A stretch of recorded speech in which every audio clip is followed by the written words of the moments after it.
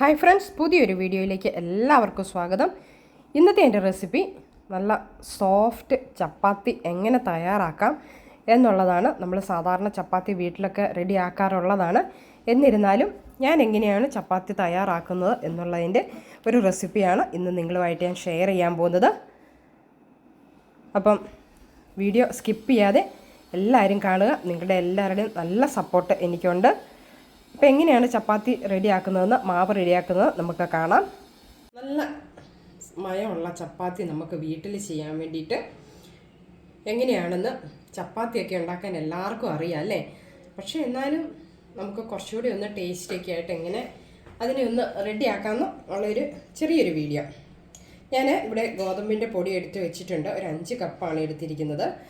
ആവശ്യത്തിന് ഉപ്പ് ചേർത്ത് കൊടുക്കണം. പിന്നെ നമുക്ക്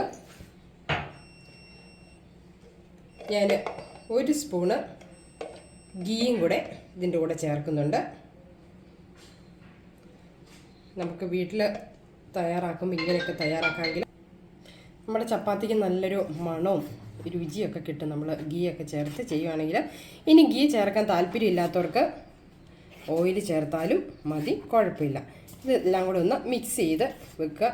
ഞാൻ എന്നിട്ട് ചെറു ചൂട് വെള്ളമാണ് ഞാൻ സാധാരണ ചപ്പാത്തിക്ക് ഒഴിച്ച് കുഴയ്ക്കാൻ നേരത്ത് ചേർക്കാറുള്ളത്. അതിൻ്റെ കൂടെ കുറച്ച് പാലും കൂടെ ചേർത്താണ് ചൂടാക്കുന്നത്. അങ്ങനെയാകുമ്പം കുറച്ചും കൂടി രുചി കൂടും. ഇങ്ങനെയൊന്നും ഉണ്ടാക്കിയില്ലെങ്കിലും ചപ്പാത്തി ആകിയില്ലേന്ന് നിങ്ങൾ ചോദിക്കും.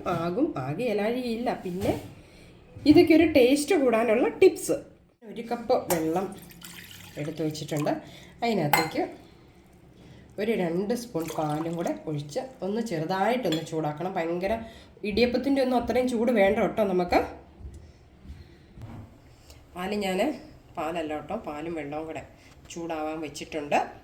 ചെറിയ ചൂടോടുകൂടി നമുക്കിത് ഓഫ് ചെയ്യാം. ഇനി നമുക്കിത് കുറേശ്ശെ ഒഴിച്ച് കൊടുത്ത് ഒന്ന് മിക്സ് ചെയ്യാം. അതായത് നമുക്ക് കുഴയ്ക്കാൻ പറ്റുന്ന ചൂടൊക്കെ ആയിരിക്കണേ. കൈകൊണ്ട് ഞാൻ എന്ത് കുഴയ്ക്കുമ്പോഴും ഒന്നിച്ച് വെള്ളവും ഒന്നും ഒഴിച്ച് കുഴയ്ക്കുകയല്ല. കാരണം എങ്ങാനും കൂടിപ്പോയാൽ എന്ത് ചെയ്യും? അപ്പോൾ നമ്മൾ കുറേശ്ശെ ഒഴിച്ച് കുഴയ്ക്കുകയാണെങ്കിൽ ആ പ്രശ്നമില്ല. ഈ ആദ്യമായിട്ട് ഇങ്ങനെ ഉണ്ടാക്കാനൊക്കെ തുടങ്ങുന്ന പിള്ളേരൊക്കെ വേണ്ടിയിട്ടാണ് ശരിക്കും പറഞ്ഞാൽ ഇങ്ങനെയൊക്കെ പറയുന്നത്.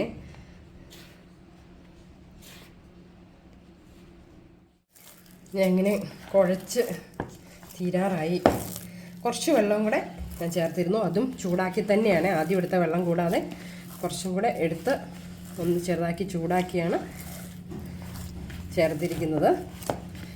ചപ്പാത്തിയുടെ മാവ് ഇവിടെ കുഴച്ച് നല്ല സോഫ്റ്റ് ഡോ ആക്കി വെച്ചിട്ടുണ്ട്. കണ്ടോ, നല്ല സോഫ്റ്റാണ്. ഇനി ഇതൊരു കുറച്ച് സമയം, ഒരു ½ ആൻ അവർ റെസ്റ്റ് ചെയ്യാൻ വെക്കണം. കവർ ചെയ്ത് വെക്കണം.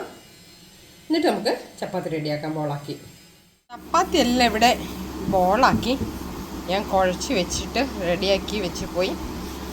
അപ്പം സൂരജ് വിചാരിച്ച് ചപ്പാത്തി ആക്കാനുള്ളതല്ലേ എന്ന് വിചാരിച്ചിട്ട് അവനതെല്ലാം എടുത്ത് കുഴച്ച് പരത്താൻ തുടങ്ങി.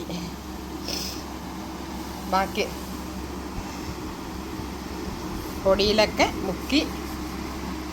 സാധാരണ അവനാണ് ചപ്പാത്തി ഉണ്ടാക്കുന്നത്. അപ്പം ഞാൻ ഇന്ന് വീഡിയോ ചെയ്യാൻ വേണ്ടിയിട്ട് കുഴച്ച് വെച്ചതാണ്. അപ്പം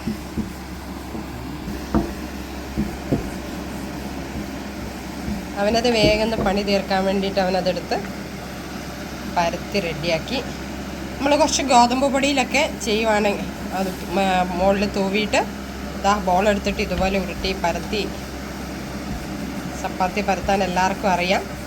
പിന്നെ ഞാൻ ചെയ്ത വീഡിയോ ആകുമ്പോൾ അതൊന്നൊരു കംപ്ലീറ്റായിട്ട് കാണിക്കണമല്ലോ.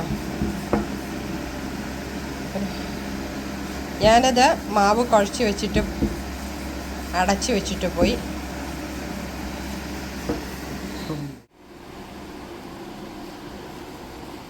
എല്ലാം ഇവിടെ പരത്തി കഴിഞ്ഞിട്ടുണ്ട്. ഇനി ഇതെല്ലാം ഓരോന്നോരോന്നായിട്ട് ചുട്ടെടുക്കണം. കാരണം നിങ്ങൾക്ക് മനസ്സിലായിട്ടുണ്ടാവുമല്ലോ അല്ലേ? ഇതുപോലെ നല്ല നൈസായിട്ടാണ് പരത്തിയിരിക്കുന്നത്.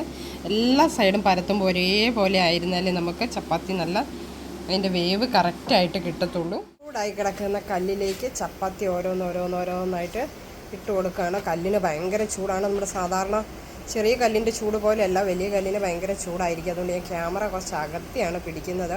ചപ്പാത്തിക്ക് കൊമളയൊക്കെ ഒരു സൈഡ് വരുന്നുണ്ട്. ഈ സമയം വേണം നമുക്ക് മറിച്ചിട്ട് കൊടുക്കാൻ.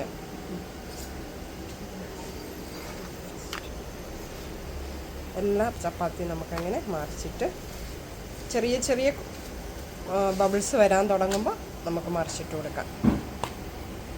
ചപ്പാത്തി എല്ലാം ഇങ്ങനെ നല്ല ബോള് പോലെ പൊങ്ങി വരുന്നുണ്ട് കേട്ടോ. ഈ സമയം നമുക്ക് ചപ്പാത്തി കല്ലിൽ എടുക്കാവേ. അപ്പോൾ നമ്മുടെ ചപ്പാത്തി എല്ലാം ഇവിടെ ചുട്ടെടുത്ത് റെഡിയാക്കിയിട്ടുണ്ട്. അപ്പോൾ ഫ്രണ്ട്സ്, നമ്മുടെ ചപ്പാത്തി എല്ലാം ഇവിടെ സെറ്റായിട്ടുണ്ട്. അതിൻ്റെ കൂടെയുള്ള ബീഫ് ഇവിടെ റെഡി ആയിക്കൊണ്ടിരിക്കുകയാണ്. ഇന്നത്തെ എൻ്റെ ചപ്പാത്തിയുടെ റെസിപ്പി നിങ്ങൾക്കൊക്കെ ഇഷ്ടമായോ? ഇഷ്ടമായെങ്കിൽ ലൈക്ക് ചെയ്യുക, ഷെയർ ചെയ്യുക. ആദ്യമായിട്ട് വീഡിയോ കാണുന്നവർ ഒന്ന് സബ്സ്ക്രൈബ് ചെയ്ത് നമുക്ക് ഇത് ഞാൻ ബീഫ് കറിയും കൂടെ കൂട്ടിയാണ് കഴിക്കാൻ പോകുന്നത്. നിങ്ങളുടെ ചപ്പാത്തി ഒന്ന് കാണിച്ചാണ്. ചപ്പാത്തിയുടെ 2 പുറവും നമുക്ക് ബീഫും കൂടെ എടുത്തിട്ട് റെഡിയാക്കാം. നല്ല ബീഫും ഇവിടെ സെറ്റായിട്ടുണ്ട്. നല്ല അടിപൊളി കോമ്പിനേഷനാണ് നമ്മുടെ ചപ്പാത്തിയും ബീഫ്. ഇത് ഗ്രേവി ആയിട്ടല്ലോ കേട്ടോ ചപ്പാത്തി ബീഫ് റെഡിയാക്കിയിരിക്കുന്നത്. നല്ല ഒരു ഡ്രൈ ആയിട്ട് തന്നെ റോസ്റ്റായിട്ടാണ് ചെയ്തിരിക്കുന്നത്.